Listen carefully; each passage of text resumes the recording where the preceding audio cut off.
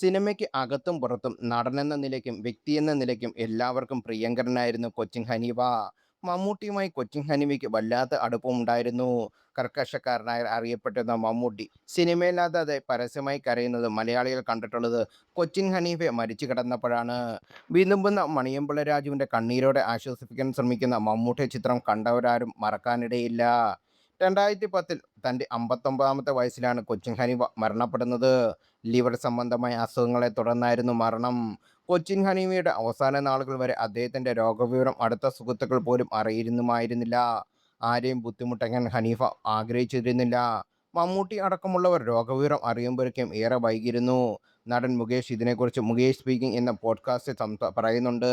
മമ്മൂട്ടിക്ക് കൊച്ചിൻ ഹനീഫയെ തിരിച്ചും അത്രയ്ക്ക് ഇഷ്ടമായിരുന്നു. മമ്മൂട്ടി അങ്ങനെ സ്നേഹം പുറത്ത് കാണിക്കുന്ന ആളല്ല. എന്നിട്ട് പോലും കൊച്ചിൻ ഹനീഫയുടെ സ്നേഹം വളരെ പ്രകടമായിരുന്നു. ഹനീഫ നമ്മളെ വിട്ടു പോയപ്പോൾ മമ്മൂട്ടി ഒരു കൊച്ചു കുഞ്ഞിനെ പോയി പൊട്ടിക്കരയുകയായിരുന്നു. അതിന് പ്രധാന കാരണം അവസാന നിമിഷം വരെ ഹനീഫയുടെ ആരോഗ്യസ്ഥിതി വളരെ വഷളാകുന്നത് വരെ രോഗവിവരം മമ്മൂട്ടി അറിഞ്ഞിരുന്നില്ല എന്നതായിരുന്നു.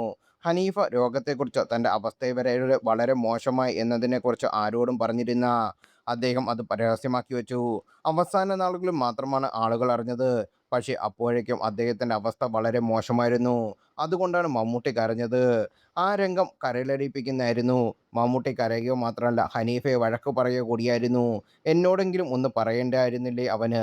ചികിത്സയ്ക്ക് വേണ്ടി ലോകത്ത് ഏത് ഭാഗത്ത് വേണമെങ്കിലും അവനെ ഞാൻ കൊണ്ടുപോകുമായിരുന്നല്ലോ എന്നായിരുന്നു അദ്ദേഹത്തിൻ്റെ കരച്ചിൽ. അന്നാണ് മനസ്സുകൊണ്ട് അദ്ദേഹം എത്ര നിഷ്കളങ്കനാണ് എന്ന് മനസ്സിലായത് എന്ന് മുകേഷ് അന്നേരം പറഞ്ഞിരുന്നു.